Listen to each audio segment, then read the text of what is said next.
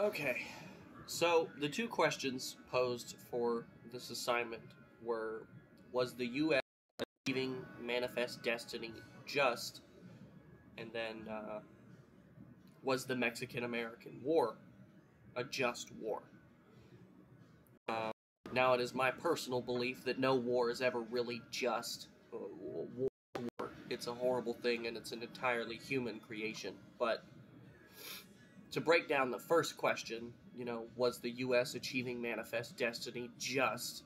Um, we got to talk about what manifest destiny actually is. And it was this idea that started in the. Sorry, I have a bit of a cold. But it started, I think, in like the late 1800s, mid to late 1800s, and it was this idea that the United States was preordained or predestined by God to expand their borders from coast to coast. And it was by no means a just process. A lot of people died.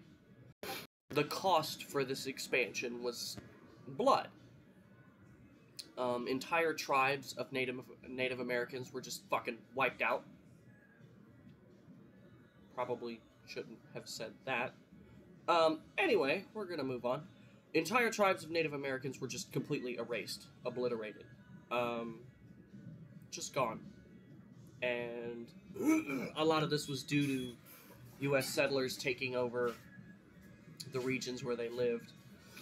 But then you get into this, which is the other half of this assignment, or the other half of this question, which was the Mexican-American War just? And what started the Mexican-American War, it started with Texas gaining its independence from Mexico. And Texas was its own republic for a little while there.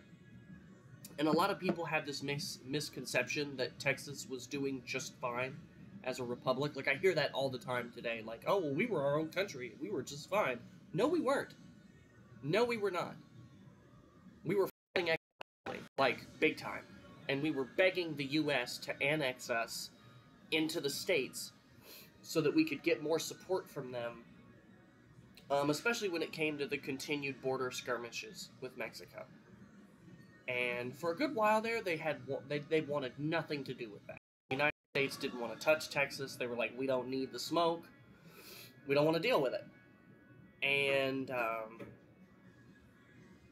as time moved on, there was a change of mostly because of the manifest destiny thing. This idea had become really popular, and a lot of the kind of upper echelons of American society thought that it was really great. They thought that they had an opportunity being presented to them with Texas. So they're like, okay, well, we'll go ahead and annex Texas into the U.S. And this did actually start a war with Mexico because they were trying to establish the border between Texas and Mexico. And they tried diplomacy at first. They did try the diplomatic approach first, and neither side could come to an agreement. They were just like, hey, let's fight about it. And not only did we fight about it, but we took the entire, what is now the entire southern border of the U.S. from Mexico during that war. And it just, like any war, it was bloody and rough for all sides.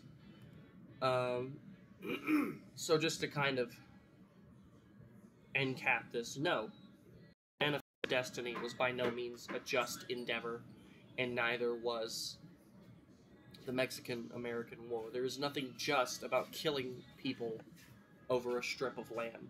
It's just not feasible. Safe minimum internal temperatures vary by the type of food to be cooked.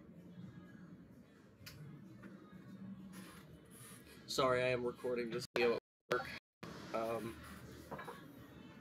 I was sick yesterday, so I didn't really do much. I've been sick since Sunday. I was feeling better today, so I came to work.